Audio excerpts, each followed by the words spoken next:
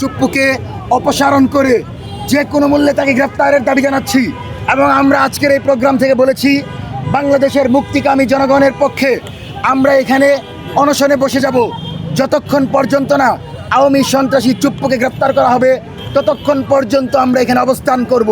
কারণ আমরা মনে করি তারেক রহমানের সরকারের বিরুদ্ধে হাসিনার কাছে যে তথ্য সে ছড়িয়ে এসেছে এবং সে যেভাবে বাংলাদেশের স্বাধীনতা সার্বভৌমত্বকে প্রশ্নবিদ্ধ করে আওয়ামী এজেন্ডা বাস্তবায়ন করে দীর্ঘ 4 মাস থেকে 5 মাস বাংলাদেশের ক্ষমতায় ছিল, আমাদের মনে হয় বাংলাদেশের বর্তমান সরকারের অভ্যন্তরীণ অনেক পরিকল্পনা আছে পাচার করেছে।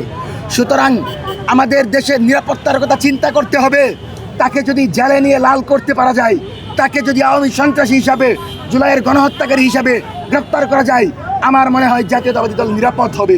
তাছাড়া সে যদি অপসারিতও হয়, সে যদি বঙ্গভবনের মতো পবিত্র জায়গা থেকে বেরিয়েও যায়, তবু ষড়যন্ত্র থেমে থাকবে না। সুতরাং জুলাই গণহত্যায় জড়িত মজু গুন্ডার বাহিনী শাহাবুদ্দিন চুপ্পুকে আমরা থাকতে থাকতে গ্রেপ্তার করতে হবে এবং জুলাই জনতার পক্ষ থেকে আমরা রাজু ভাস্কর্যে অনশনে বসব। কারণ আমরা কোনোভাবেই এই জুলাইয়ের সরকারকে বিপদগ্রস্ত হতে দিব না।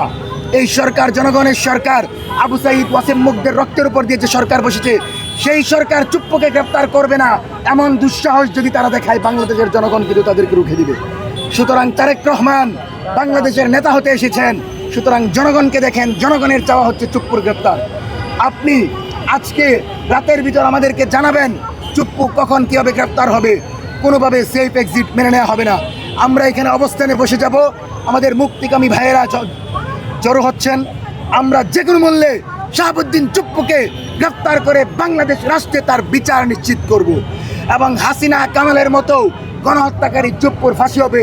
বাংলাদেশের মানুষ উল্লাস করে বাংলাদেশ সরকার তারেক রহমানকে বিজয়ী করবে এবং তারেক রহমানের সরকারে চুপ্পুকে বাংলাদেশের মাটিতে বিচার করবে। আমরা সে আশাবাদ রেখে বসে যাচ্ছি।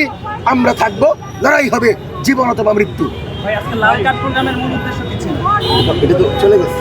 লাল কার্ড প্রোগ্রামের মূল উদ্দেশ্য ছিল নরেন্দ্র মোদীকে লাল কার্ড